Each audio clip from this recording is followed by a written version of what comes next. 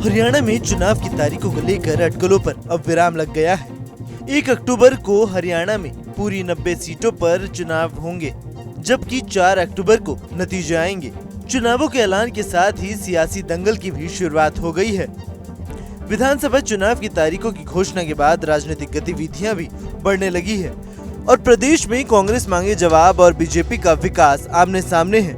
BJP 10 साल के दौरान किए गए विकास कार्यों को लेकर जनता के बीच में जा रही है, तो कांग्रेस नेता हरियाणा मांगे हिसाब कैंपेन के जरिए बीजेपी से सवाल पूछ रहे हैं। बीजेपी अपने कामकाज को जनता के बीच ले जाने की पूरी कोशिश में जुटी है, तो वहीं कांग्रेस भी बीजेपी सरकार की खामियों और अपने कामों को जनता तक पहुंचाने की कोशिश में है।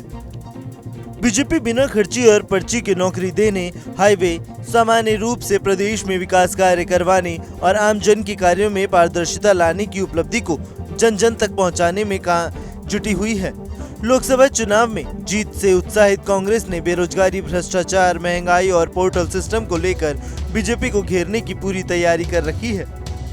कांग्रेस नेता अपनी हर रैली और जनसभा में बीजेपी से हरियाणा मांगे जवाब के माध्यम से सवाल पूछ रहे हैं।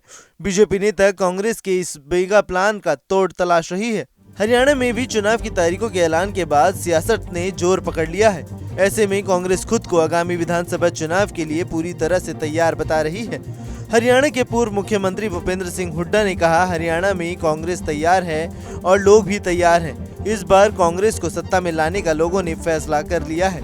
वहीं प्रदेश के मुख्यमंत्री नायब सिंह सैनी ने भी बीजेपी को हरियाणा में मजबूती की बात कही है और कहा है कि हम आने वाले चुनाव के लिए पूरी तरह से तैयार हैं। साल 2019 में कुल 90 सीटों में से बीजेपी को 40, कांग्रेस को 31, जननायक जनता पार्टी जेजेपी को 10, निर्दलीय को 5, इंडियन नेशनल लोक दल और हरियाणा जनहित कांग्रेस और शिरोमणि अकाली दल को 1-1 सीटें मिली थी।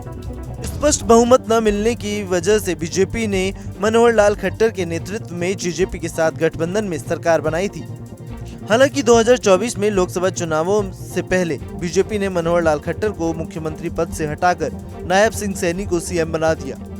इस बदलाव के बावजूद 2019 में हरियाणा में 10 लोकसभा सीटों में से 10 सीटों जीतने वाली बीजेपी को 2024 लोकसभा चुनाव में 5 सीटें ही मिल पाई। जेजेपी और बीजेपी गठबंधन में भी दरार पड़ गई और दुष्यंत चौटाला के अलग होने के बाद बीजेपी ने निर्दलीयों के साथ मिलकर राज्य में सरकार बनाई। आगामी विधानसभा चुनावों में हरियाणा में बीजेपी और कांग्रेस के बीच दिलचस्प मुकाबला देखने को मिल सकता है। Bureau report, news nation. News nation अब व्हाट्सएप पर खबरों के ताजा अपडेट के लिए न्यूज नेशन के इस QR कोड को स्कैन करें।